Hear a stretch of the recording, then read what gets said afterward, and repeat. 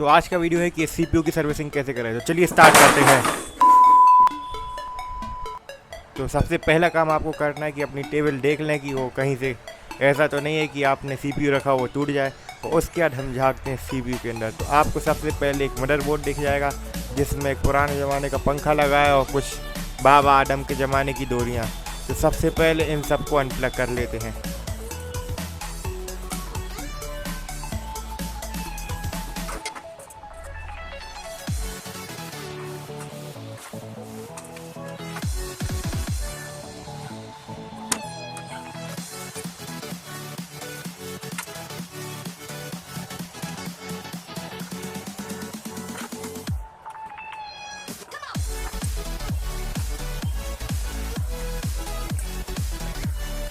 तो आपने भी ऐसे ही सारी डोरियाँ निकाल ली होंगी। अब आप अच्छे से देख लीजिए कि कोई डोरी या फिर कुछ भी मदरबोर्ड में कनेक्ट तो नहीं है सिवाय सीपीयू फैन के। तो अब इसके बाद हम लोग रैम अनप्लग कर लेते हैं। तो आपको इन दोनों सॉकेट को ऐसे दबाना है और रैम बाहर खींच लेनी है ऐसे। इसमें 2 रैम लगी क्योंकि मेरा काम भी एडिटिंग वगैरह करता रहे, तो इसलिए मैंने 2 रैम लगा के रखी थी कि ये बीच बीच में ज़्यादा हैंग ना हो। और मैं वैसे भी इसकी सर्विसिंग इसलिए कर रहा हूँ कि एडिटिंग में अब क्या है कि प्रोसेसर इसका बहुत हीट हो जाता है और सही से चल नहीं पाता एडिटिंग करते समय, इसलिए मैं इसकी सर्विसिंग कर रहा हूँ। और ये जो वीडियो आप जो अभी बन रहा है इसकी एडिटिंग तभी हो पाएगी अगर ये बन गया। तो आप समझ ही सकते हैं ये वीडियो अगर आप देख पा रहे हैं तो इसकी जो हमने सर्विसिंग की है वो सक्सेसफुल रही है, इसलिए ये एडिट हो चुका है। अब रैम अनप्लग करने के बाद आप देख ही सकते हैं मैंने लगभग सारे स्क्रूज निकाल ही लिए हैं आपसे बात करते हुए। और अब आखिरी स्क्रू और निकालना है, उसको भी हम जल्दी से निकाल लेते हैं।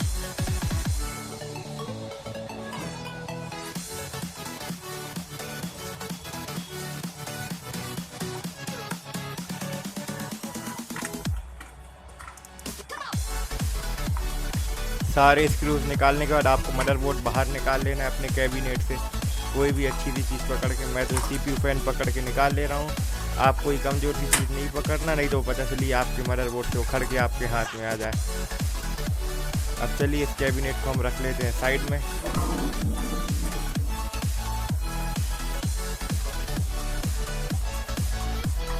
और ये आ जाता है हमारे पास इसका मदरबोर्ड। तो आप देख सकते हैं इस मदरबोर्ड में क्या क्या है, मैं जल्दी जल्दी आपको बता देता हूँ। सबसे पहले तो आपको इसको मतलब नॉर्मली एक ब्रश चला लेना है इस पर कि ये जो इस पर धूल वगैरह चढ़ी हो वो साफ़ हो जाए।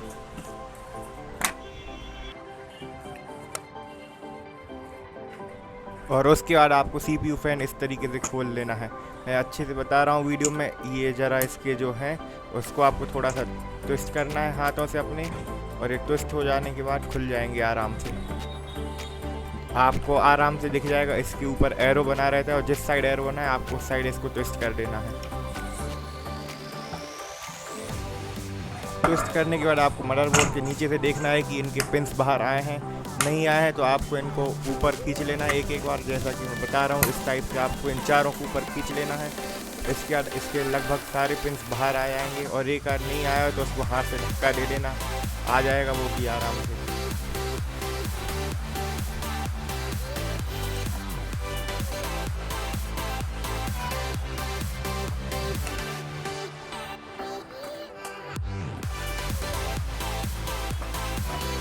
और इतना दिमाग ख़राब करने के बाद आपका आखिरकार मेन सीपीयू फैन निकल ही जाएगा। और अब आप अपना प्रोसेसर आराम से देख सकते हैं, इस पे पुराना पेस्ट लगा हुआ है। सबसे पहले तो आपको एक कपड़े की वजह से उसको साफ़ कर लेना है।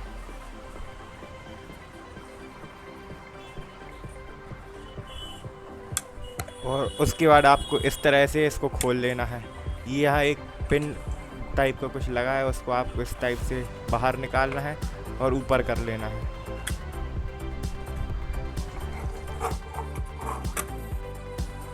और अब आपके सामने आपका सीपीयू आ चुका है और बिल्कुल ओपन। तो बिल्कुल आराम से कपड़ा लेके इसको बिल्कुल बिना हिलाए पकड़ के साफ़ कर लेना है। इसके आजू बाजू जो थर्मल पेस्ट फैल जाता है उसको, और बिल्कुल हिलाना नहीं है, नहीं तो इस सॉकेट से बाहर आके डैमेज हो सकता है। और इसके बाद आपको थोड़ा सा क्लीनिंग एजेंट लेके इसको साफ़ कर लेना है। आप पेट्रोल का इस्तेमाल ना करें तो ये अच्छा है, क्लीनिंग एजेंट कर लें, नहीं तो कोई ज़रूरत नहीं है वैसे इसकी। आप डायरेक्ट कपड़े से कर लें और उसके बाद वापस इसमें नया थर्मल पेस्ट लगाया जा सकता है। और उसके बाद थोड़ी मन और दिल को तसल्ली के लिए आप CPU उठा के थोड़ा देख लें कि अंदर कोई धूल वगैरह तो नहीं है। दोनों साइड जो मदरबोर्ड पे सॉकेट है उसको और CPU की पिंस दोनों देख लें और उसके बाद आप बिल्कुल अलाइन करके रखें।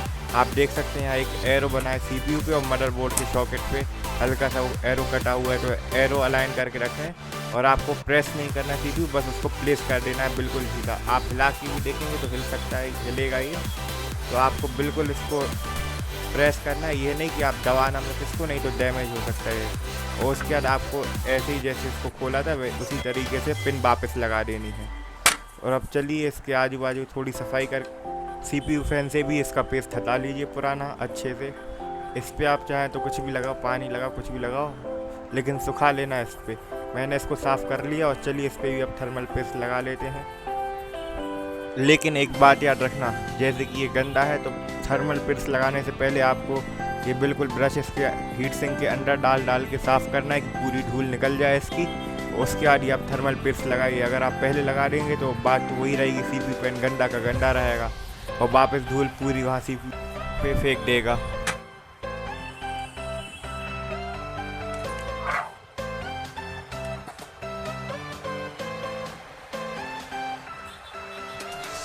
तो चलिए अब अपन लोग आराम से इसको थर्मल पेस्ट अप्लाई कर लेते हैं। ये बिल्कुल हाई क्वालिटी का थर्मल पेस्ट है, आप भी इसी को यूज़ करें। ये ब्राउन और सिल्वर कलर का थोड़ा ब्लैक सा दिखता है, इसी को यूज़ करें, यही अच्छा रहता है। वाइट वाला जल्दी सूख जाता है और ख़राब भी हो जाता है। और इसको किसी भी चीज़ से आप अच्छे से स्प्रेड कर लीजिए, जैसे मैं यहाँ कर रहा हूँ।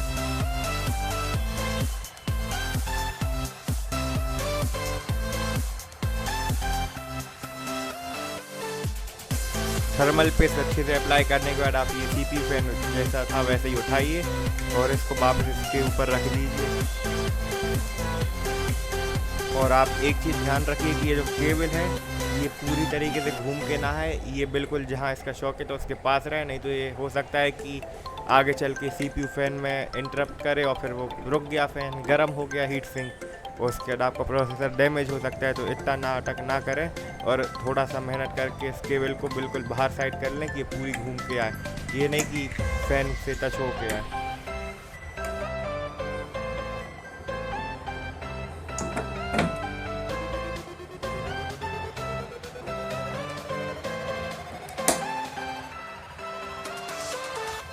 और उसके बाद आपको इसके लीवर को वैसे ही जैसे अपन ने बाहर खींचे थे उस तरीके से ही आपको अंदर दबाने हैं। इस बार आप देख सकते हैं वीडियो में कैसे बता रहा हूँ।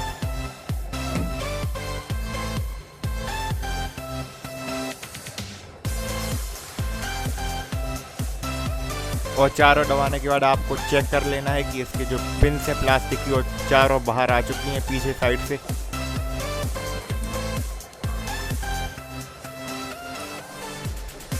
और उसके बाद आपकी पिन्स कुछ इस प्रकार से बाहर आ जाएंगी, जैसे कि यहाँ मैं बता रहा हूँ, चारों पिन्स इस टाइप की बाहर आ जाएंगी। और जो दो पिन्स फैली उसके बीच में एक प्लास्टिक का काले कलर का एक पिन टाइप की आ जाएगी, उन दोनों को स्प्रेड करने के लिए कि वो बाहर में निकल ना जाए।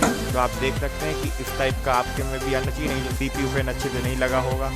और अब मैं आपको बता देता हूँ कि इसका कनेक्टर ढूंढ के उस पर साफ साफ लगा होगा CPU फैन 1। तो चलिए उस ऐसे कनेक्टर पे आपको कनेक्ट कर लेना है। और उल्टा तो आप कनेक्ट कर ही नहीं सकते, अगर आपने निकाला होगा तो आपको पता होगा कि ये उल्टा क्यों नहीं कनेक्ट हो सकता।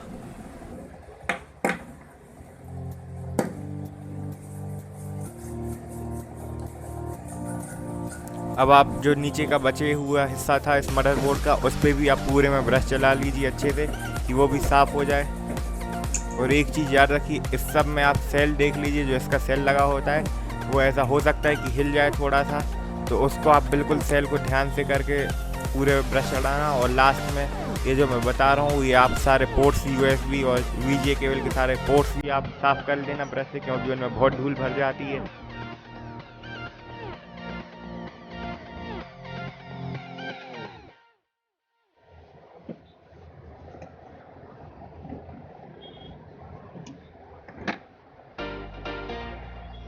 अब इसके बाद बिल्कुल सेम वे में जैसे अपन ने बड़ा CPU फैन निकाला था, आपको एक छोटे से हीट सिंक को भी निकाल लेना है। और इसके नीचे आपको एक छोटा सा प्रोसेसर टाइप का एक चीज़ दिख रही होगी, तो उसको अब हम लोगों को साफ़ करना है। जो उस पर पुराना थर्मल पेस्ट लगा है उसको साफ़ करना है और उस पर नया लगा के हीट सिंक को वैसे ही वापस रखना है। तो आप देख लीजिए ये मैं कैसे करता हूँ।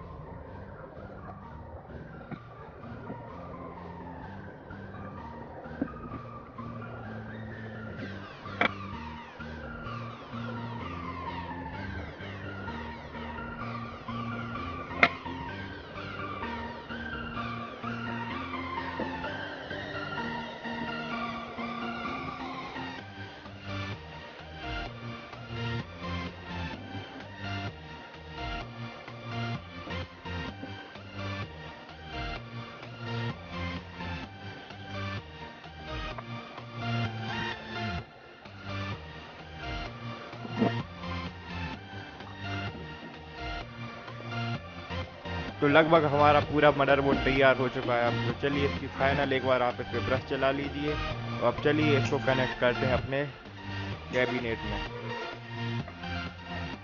अब लेकिन कैबिनेट में कनेक्ट कर लेंगे, लेकिन एक चीज़ ध्यान रखिए कि आप पीछे भी इसकी सफाई कर लीजिए। अगर आप पीछे नहीं करते तो पीछे से हो सकता है कि कुछ भी लगा हो आपके मदरबोर्ड में और पीछे से वो शॉर्ट हो जाए।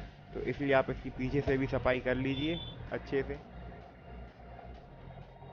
तो इतना सब कुछ करने के बाद आपका मदरबोर्ड भी ऐसा दिखेगा, एक नया जैसा दिखने वाला पुराना मदरबोर्ड।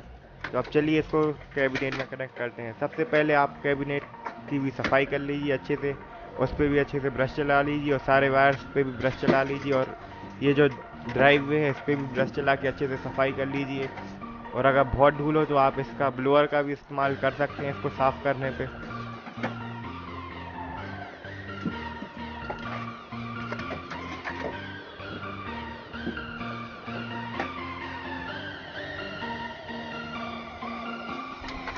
तो अब चलिए मदरबोर्ड कनेक्ट करते हैं। जैसे आपने निकाला था बिल्कुल उन्हीं जगह पे आपको इसको वापस रखना है और जहाँ जहाँ स्क्रू लगे थे आपको वैसे ही वैसे स्क्रू वापस लगा देने हैं।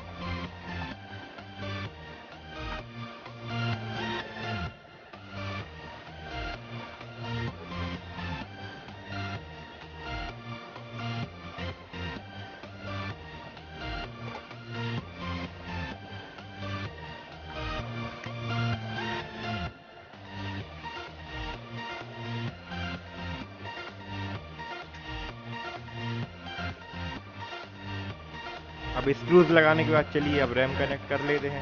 आप देख सकते हैं कि रैम के 2 स्लॉट हैं और 2 ही रैम है हमारे पास। हो सकता है आपके मदरबोर्ड में 4 हों, ऐसे भी मदरबोर्ड आते हैं जिनमें चार रहती हैं रैम। ये है DDR2 रैम। तो सबसे पहले आपको इन दोनों सॉकेट के जो साइड में फ्लिप्स हैं उनको खोलना है और रैम अंदर घुसा देनी है। और आप जैसे ही रैम अंदर लाएंगे तो ये सॉकेट अपने आप बंद हो जाएंगे। आपको बस थोड़ी सी दम लगा के रैम को प्रेस करना है।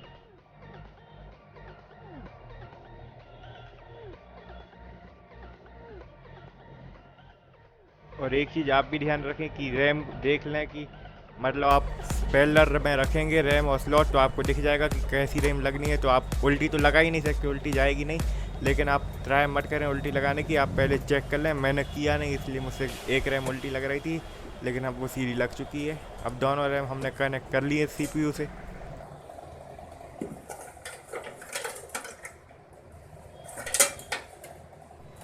तो अब चलिए सारी केबल्स ले आइए और पीछे का बैक पैनल ओपन कर लेते हैं अब हम।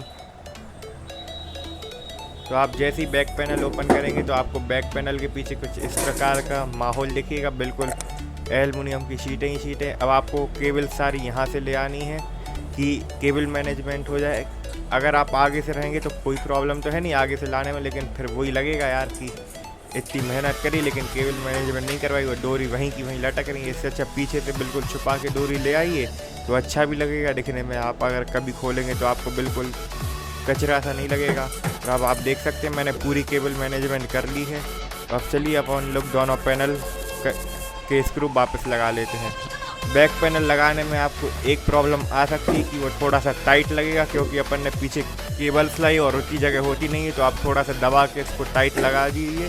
वो कोई प्रॉब्लम नहीं है कि टाइट लग रहा है, बस आप अच्छे से इसको लगा लीजिए इस प्रकार से। और अब चलिए ऐसे ही थोड़ा सा साफ़ कर लो इसको जो अपन ने ज़मीन वगैरह में पटका है।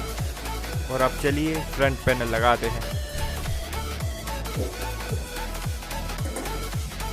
तो बिल्कुल सेम जैसे अपन ने खोला था उसी प्रकार से आप फ्रंट पैनल भी लगा लीजिए यार, जैसे बैक पैनल लगाया था। और थोड़ी सी प्रॉब्लम आ सकती है स्लाइड होने में, क्योंकि ये अपना कैबिनेट पुराना है तो लगते नहीं है ये आराम से। तो थोड़ा थोक पीट के हथौड़ा में मारना, हाथ ही मार मार के इसको लगा लो। और अब चलिए, आपको स्क्रूज के पोर्ट दिख रहे हैं, तो अब स्क्रूज कस लेते हैं अपन इसमें।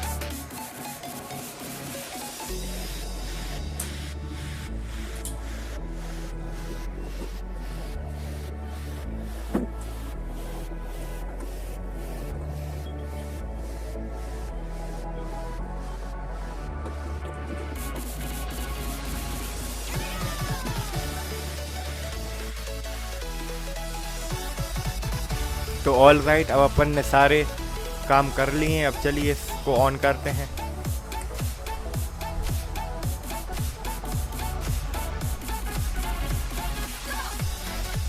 तो सबसे पहले ऐसा कुछ बता सकता है, क्योंकि मैंने डायरेक्ट स्विच ऑफ कर दिया था इसको, मतलब जो नॉर्मल शट डाउन होता है वैसा नहीं किया था, इसलिए स्टार्टिंग विंडो नॉर्मली पूछ रहा था। बाकी आपके में ऐसी कोई प्रॉब्लम नहीं आएगी। और अब आप देख सकते हैं अपना कंप्यूटर स्टार्ट हो चुका है।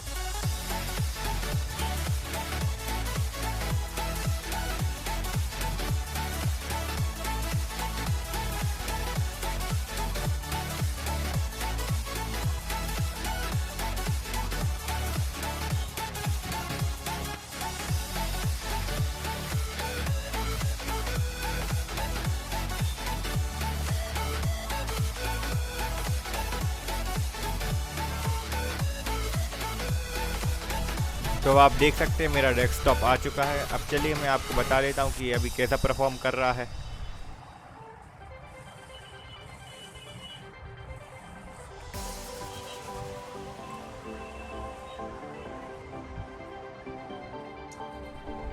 तो आप देख सकते हैं अभी सीपीयू और रैम की परफॉर्मेंस ये बता रहा है अपना ग्राफ।